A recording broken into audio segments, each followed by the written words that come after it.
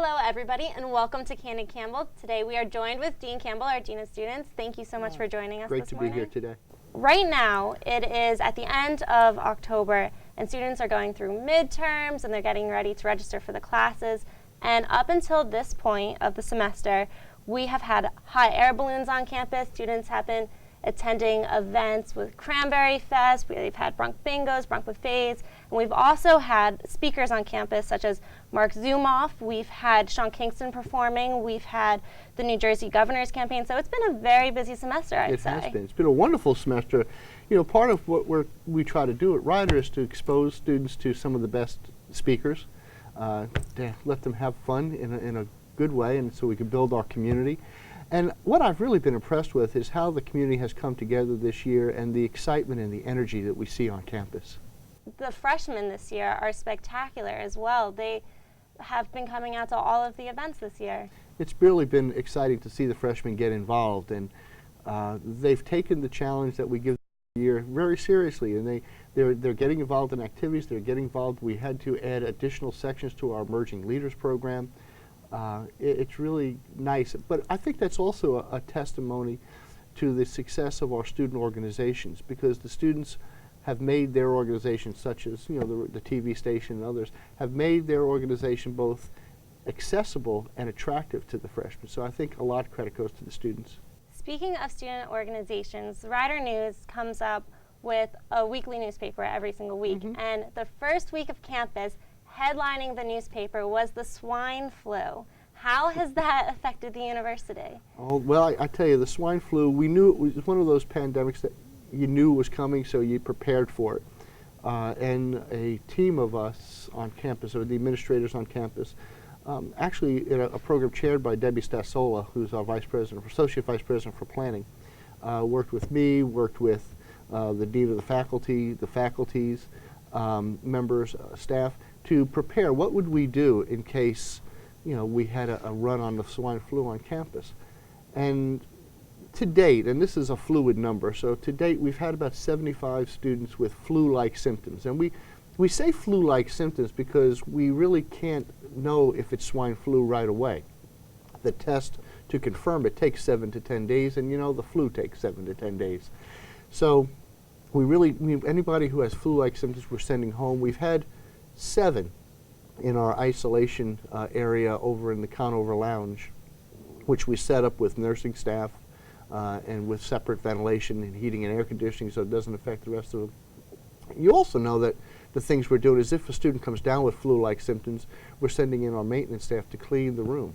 You said that there are 70 cases of flu-like symptoms. Roughly. What has Ryder done to help prevent students from being sick, from getting sick? Well, obviously, we don't have a vaccine available at this point in time for the swine flu, but we have done a seasonal flu clinic. If you remember, we wrote home to all the students over the summer to try to get a flu shot. We encourage them to wash their hands. If you notice, they have the Purell gel containers everywhere on campus to wash your hands. That's the best prevention method for this flu, is to wash hands and have good cleanliness. But we've also had we've had a seasonal flu shot clinic where between the 100 doses we've had in the health center and the clinic, we vaccinated some 200 plus students that chose to take the vaccine. We are working with our faculty. There's a seasonal flu clinic for faculty and staff on both campuses, October 29th and November the 5th, so that they would get it. We made preparations, for cleaning rooms to make sure they're sanitized, and wayward cleaning restrooms and things that are different since students share bathrooms. So we've done a lot. It sounds like we've done a lot. Going on to the second week of Ryder News, the DeForcelli settlement. The lawsuit has been going since March 2007, since Gary had passed away. For those who are unaware, Gary DeForcelli was a Ryder student who was 18 years old, and he died after a fraternity event at Phi Kappa Tau. Since then, the fraternity has been kicked off campus, and Ryder has been undergoing the settlement. And over time, alcohol violations have risen, and they have stayed. Some say they plateaued. Dan Higgins is quoted in the newspaper saying that the alcohol violations have gone slightly down, while the last Rider News article said that there has shown a slight increase in the alcohol policies and violations. First of all, I want to say just looking at the violations is not an indication of whether the policy is good or bad, because are we doing better enforcement? So is that making the numbers go up, or are people drinking more? You really can't say much for the numbers. But I think both are correct. If you go look at the campus safety report, if you look at alcohol violations, you need to look in two places. One is liquor law violations, which are folks who get cited by the Lawrence Township Police for underage drinking. And then you look at the campus judicial. If you add both the liquor law violations and the campus judicial together, then you'll see a decrease in the numbers over the last couple of years. If you look at judicial actions only, the residence hall only, you'll see that I think they're stable, but there's like a slight uptick, less than 5, I think, if I remember the numbers correctly. But pretty much I look at them as being stable. The fact of the matter is, I think what you're seeing is consistent enforcement by our staff, which is really what we want. We make people aware of what the policies are, and then we have a consistent enforcement of the whole policy. And what has Rider done to help prevent alcohol abuse? Well, if you know, our policies changed to really focus on abusive drinking. Our alcohol policies have a Tier 1 and a Tier 2 level. The Tier 2 level is really focused on drinking games, binge drinking, and working with abuse. So our policy addresses that very directly. We've also spent a lot of time in educating freshmen during the school year, during the orientation. We do it during the freshman seminar. We've spent a lot of time with our Greek organizations doing Greek 101s. You've noticed that the whole bid day process has changed significantly since 2007. We have more choices of activities. You read the list of activities that we had this semester, and the focus on alcohol-free activities are there. And what we're seeing is that we're spending more time with students so that they can do things like, travel off campus to baseball games or travel to art museums or whatever. There are also more activities with large events like Sean Kingston concert, to small events like game nights over in the SRC where people can play board games. So there's a lot more activity and a lot more work. And that's really what we're trying to do. Now, we're starting a new program, as you may or may not know, called the Red Watch Band program. The Red Watch Band program is a program that was created by a faculty member at the medical school at Stony Brook University after her son died of alcohol poisoning at Northwestern. What the program is doing is we're going to train students to identify the signs of developing alcohol poisoning and also train them in CPR so they can provide help. And so that would be good. Well, that's great. And when will students be able to hear about this and start getting involved? The Train the Trainer program, we have some folks from Stony Brook coming down November the 9th, so soon after that you should hear. Oh, wonderful. And we're going to change pace a little bit again. Okay. The semester is coming to a close.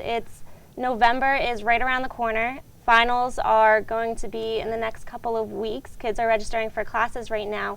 What has the university been doing with advising? How is that going? Well, we've done a lot with advising in order to help students. There are a couple things that are happening. Dean Mayo, for the first-year students, holding some group advising programs in communications to help, with working with Jonathan Millen, Dean Millen, so that we can give students an understanding of what to expect in advising, what to expect in class, because the first-year students have not been through it. We're doing the same thing in education. Dean Mayo is also working with psychology with Dr. Scorpio. She advises all the first year. Those are large groups of students in first year in those majors. We've also spent some time in freshman seminars. In the freshman seminars, we're helping our freshmen understand the 4-year process. So that's been helpful to us. For the upperclassmen, we're spending more time helping faculty connected to their role as a mentor, to look at career advising. In fact, there's a program coming up. We're going to reorganize career services in a way where we're actually going to bring career services to the different colleges. And we're going to put in the dean's offices a career service person with the academic coordinator to try to work closely with the faculty and the students. We already have that as a pilot in the College of Business with Ann Mandel, and we're going to do that in the Arts and Sciences coming up very soon. Oh, well, that's great. I know I'm excited for, not for finals, but for November coming around and going home for Thanksgiving. You talk about November. There's a lot of stuff happening in November. We have our Thanksgiving feast as a community in November. Last year we collected almost 200 baskets. This year, because of the economy, we have requests from agencies numbering over 450 baskets. So we're really putting a big push on our community to help folks with baskets of food for Thanksgiving, and we're going to work with the organizations to do more of that. There's a lot of need out there. The other things that are going on, you know, Family Day is coming up in November 7th, and that's always a big day. Families come back and enjoy the campus, and students can show the families what's going on. And this year we're combining it for the first time with Westminster, so there are lots of performances on both campuses, including a preview of Rent that students can see, and an exhibition basketball game. Well, this all sounds great. I want to thank you so much for coming out and joining us this morning. Oh, thanks, Gina. Okay. Everybody, stay tuned for more with Dean Campbell coming up within the next couple of weeks. For Channel 100, this has been Gina Grasso with Candid Campbell. Thanks. Good job.